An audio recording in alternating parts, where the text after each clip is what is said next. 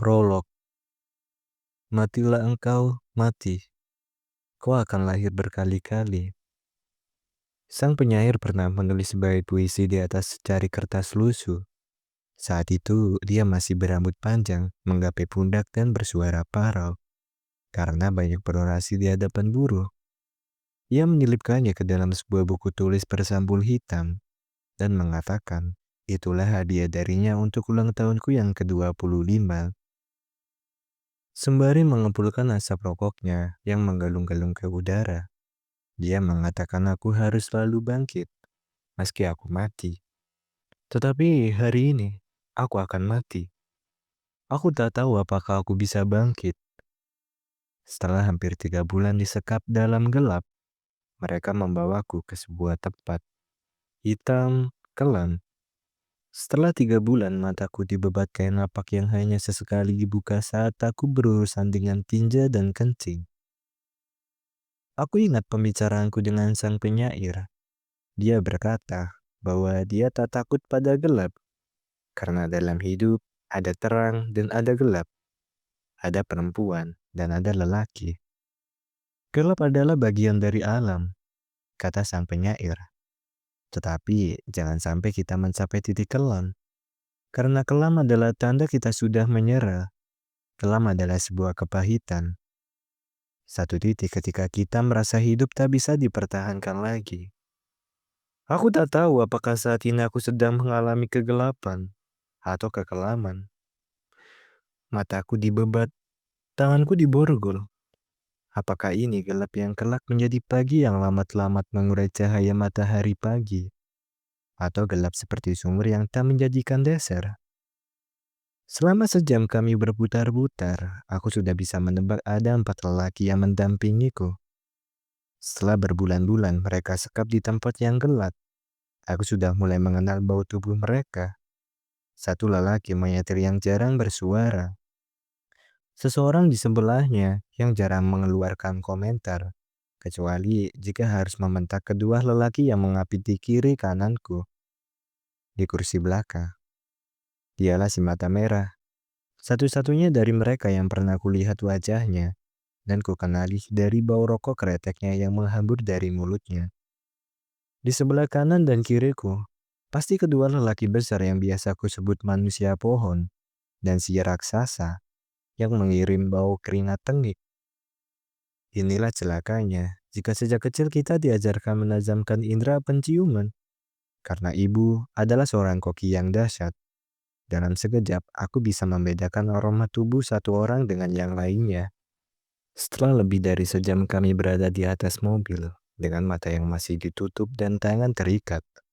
Akhirnya, si manusia pohon menarikku keluar dari mobil, dan bersama yang lain menggiringku ke sebuah tempat. Udara terbuka. Aku ditendang agar berjalan dengan lekas.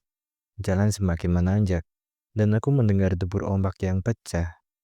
Aku bisa mencium aroma asin laut di antara angin yang mengacak rambut. Sekali lagi, suara ombak yang deras itu pecah tak seirama. Di manakah aku? Apakah kami masih di wilayah Jakarta? Karena aku sering berhenti untuk mengira-ngira lokasi. Sebuah tangan besar mendorong punggungku agar aku berjalan lebih cepat. Setelah berjalan cukup jauh, kini salah satu dari mereka berteriak agar aku menaiki sebuah speedboat. Bau asin laut kembali menusuk cuping hidungku. Ku dengar seseorang menyalakan motor speedboat itu. Seseorang yang lain sekali lagi menendang punggungku agar aku berlutut. Sial, perlahan aku mencoba duduk dan tampaknya mereka tak keberatan.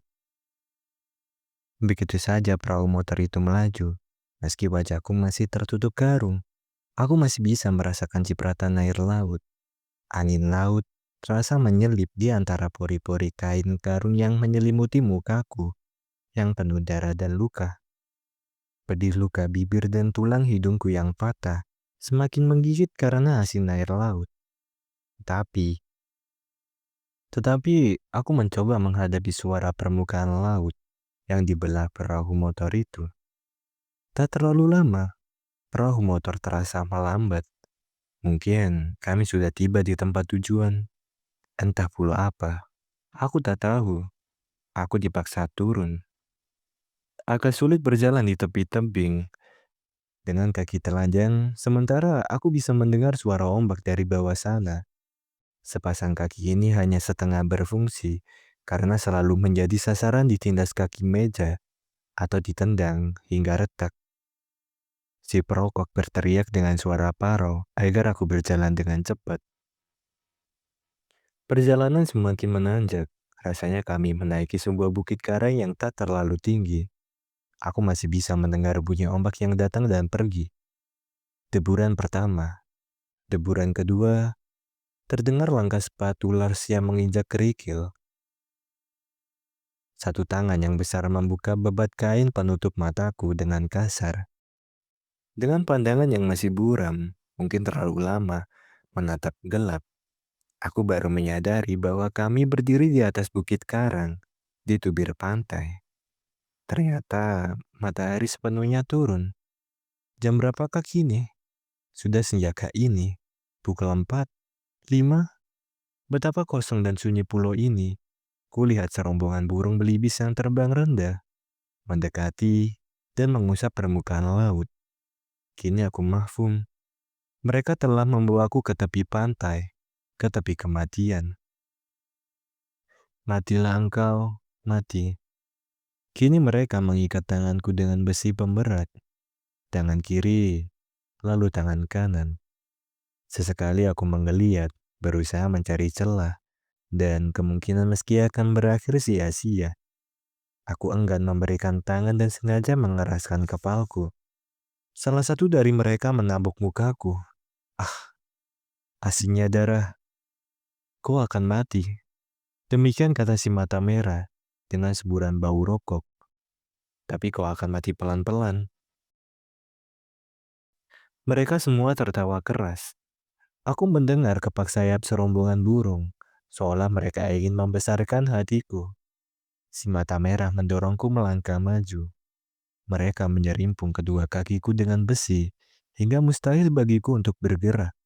Akhirnya, salah satu dari mereka menendang betisku. Aku tersungkur. Sekali lagi si perokok itu memegang bahuku dari belakang dan memaksaku berlutut. Tuhan, kini semakin dekat. Kau terasa semakin ingin menaungiku. Pada debur ombak yang kesembilan, terdengar ledakan itu. Tiba-tiba saja aku merasa ada sesuatu yang tajam menembus punggungku. Pedih, perih, lalu belakang kepalaku. Seketika aku masih merasakan sebatang kaki bersepatu gerigi yang menendang punggungku. Tubuhku ditarik begitu lekas oleh arus dan bola besi yang terikat pada pergelangan kakiku. Aku melayang-layang ke dasar lautan. Aku selalu menyangka, pada saat kematian tiba, akan ada gempa atau gunung meletus, dan daun-daun gugur. Aku membayangkan dunia mengalami separuh kiamat. Mungkin tak sedahsyat yang digambarkan cerita para orang tua, namun air laut akan naik dan menyerap menutupi bumi. Manusia, binatang, dan segala makhluk hidup akan tenggelam. Karena itu, aku mengira, begitu aku tenggelam, kematianku akan menghasilkan guncangan besar, atau bak dewi kali yang perlahan menarik nyawaku dari tubuh seperti seuntai benang yang perlahan-lahan ditarik dari selai kain tendun. Tenang, tapi menghasilkan rasa yang tak seimbang. Ternyata itu hanya ilusi. Kematianku tak lebih seperti saat seorang penyair menuliskan tanda titik pada akhir kalimat sajaknya, atau seperti saat listrik mendadak mati. Hening, begitu sunyi, begitu sepi, aku tak relevan lagi. Mungkin ini hanya imajinasi, tetapi aku mendengar cericit burung. Mungkin mereka tengah merubung dan menggangsir permukaan laut. Sementara aku tenggelam ke dasar laut mengikuti sentakan besi yang memberati kaki. Burung-burung itu mencelupkan kepala ke dalam laut dan menjengukku, mengucapkan selamat jalan sembari mencoba menjaga agar aku bisa mencapai dasar laut dengan tenang. Begitu saja, berkat doa para burung, aku sudah berada di dasar laut. Dan begitu saja, ketika aku merasa dirubung oleh ratusan ikan dara, ikan sersan mayor, lantas kepalaku berdebam keras di atas salah satu koral otak. Mereka, rombongan ikan itu, menciumku. Mungkin merasa belas kasih kepada mayat yang begitu sia-sia. Ini pasti sebuah ilusi, karena aku mendengar alunan musik, mencium aroma masakan ibu. Aku mendengar suara Kinan, suara Anjani, yang halus mengusap telinga yang kemudian tergilas oleh nyaringnya suara asmara. Itu semua perlahan menghilang, tergantikan suara langkah bapak yang perlahan-lahan menuju dapur, sambil menanyakan apa yang sedang dimasak ibu. Lalu muncul kelebatan wajah Kinan yang memandangku dengan sepasang matanya yang kecil dan menyorotkan sinar. Lantas muncul kelebatan wajah Sunu, Alex, Daniel, dan Anjani. Entah mengapa aku melihat mereka semua di rumah hantu, di Sayegan, di pojok Yogyakarta. Semua berbaur, saling berkelebatan seperti sebuah pemutaran film hitam putih yang dipercepat. Aku merasakan arus bawah laut itu berputar-putar, memelukku. Begitu erat, begitu hangat, seolah aku adalah bagian dari laut ini.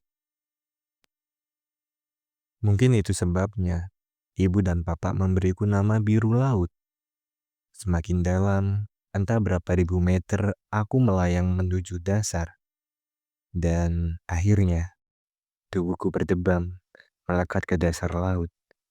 Di antara karang dan rumput laut, disaksikan serombongan ikan-ikan kecil yang tampaknya iba melihatku. Aku menyadari aku telah mati. Tubuhku akan berada di dasar laut ini selama-lamanya. Dan jiwaku telah melayang entah kemana. Sementara ikan-ikan biru, kuning, ungu, jingga mencium pipiku. Seekor kuda laut melayang-layang di hadapanku. Aku mendengar suara ketukan yang keras. Sebuah ketukan pada sebilah papan kayu. Bapak, ibu, Asmara, Anjani, dan kawan-kawan. Dengarkan ceritaku ini.